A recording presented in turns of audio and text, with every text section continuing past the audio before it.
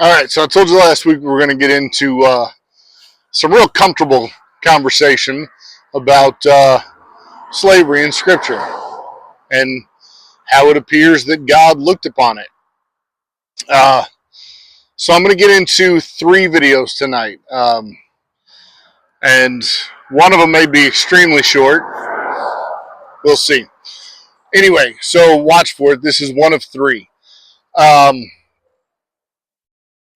So I guess I'm going to start with just a little quick recap, because this is in response to so many times that I have seen those people out there, the people out there who just really want to argue against God and find that little gotcha moment, that whole, well, in the Bible, God condones slavery, and what do you have to say about that? And they think that that's this whole, God is evil because blah, and now I have an excuse to hate him thing. And, I'm justified in my hatred of God. And again, to those people, you're going to hate God because you want to hate God, and there's nothing I can say to change that. I can answer every argument you put up. You're still going to hate God because you just want to. So it doesn't really matter what I have to say. I'm not saying this. I'm not going into this for those people because they're not really looking for an answer to what they had to say. They're just hating God for the purpose of hating God. They're just saying things because that justifies, they think, their feelings. They're going to keep their feelings no matter whether it's justified or not. So anyway, I'm saying this for those who might hear that and question, well, is that for real? And how do I deal with that? And what do I do with that? And, give me something. So I'm going to give you something. So the question is, does God condone slavery? And the answer is, if you look in Scripture and you really study it, yeah, it kind of looks like he does.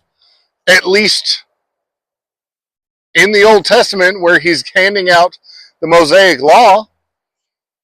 I mean, yeah, you look at the law and it looks that way. And in the next 3 videos, we're going to go into different spots where it talks about that and why I say that, and I'll explain why I say that.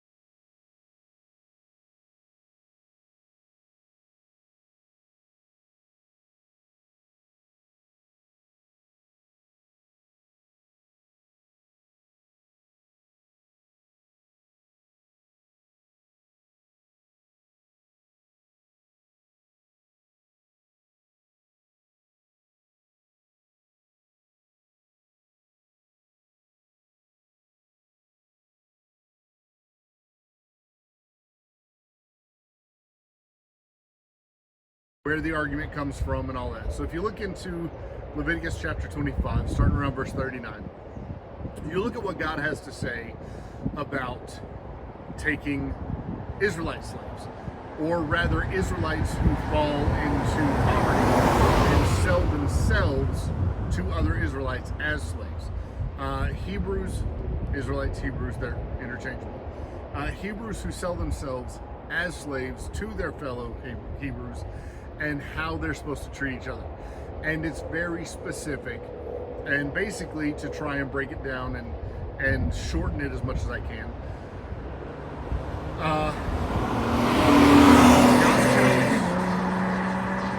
God tells the Hebrew people, 1, you are to treat your slaves with dignity and kindness. That's a blanket. That's a blanket thing for all servants. But he says specifically to the Hebrews, a Hebrew servant is to be your slave for 6 years, and in the 7th year, they are to be set free in the year of Jubilee. That's a whole nother.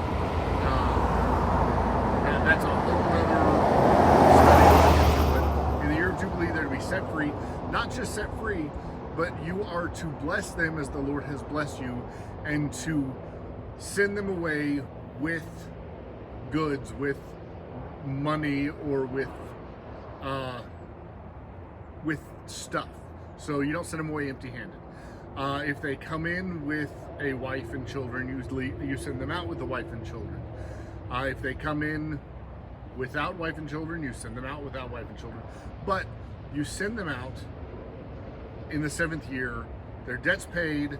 You are to send them out, not empty-handed, but set up so that they have a chance at success, and their debt's paid, and they're free and clear.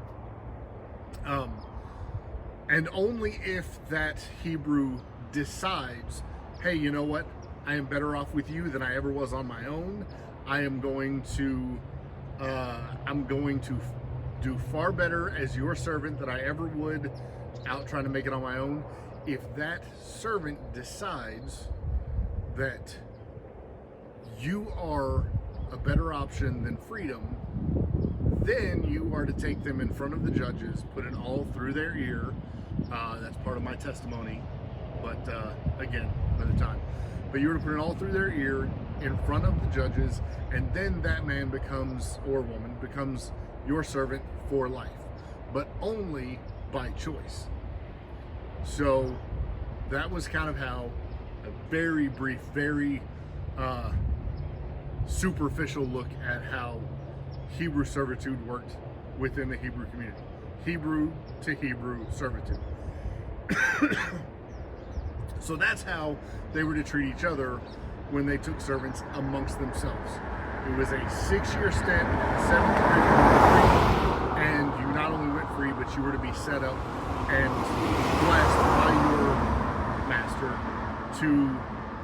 so that you could be successful on your own, unless you chose to stay and make that person your master for life, because you knew you were better off with them than you were without them, or because you loved the family and you just wanted to be part of it and stay there. And then, of course, the master had to accept you as part of the family on a permanent basis. But it was a permanent basis. If you made that choice, you were there, period, forever. It was not a, hey, let's give this another 7 years, or another 10 years, or, whatever, or, a few years down the road, you're like, oh, I made a mistake. I don't like this anymore. I want to go. And the treating you with dignity and respect and all that wasn't lifted after you became a lifelong servant either. You were still expected to be treated as a part of the family. It was still God's law that you must be treated well and not mistreated and not misused and all that. So there was definitely an expectation that God put in place for how a servant was to be treated, especially those that came from the Hebrew community as servants to the Hebrew community. So that's it for this one. Again, this is one of 3, so watch for the other 2, and we'll see you again soon.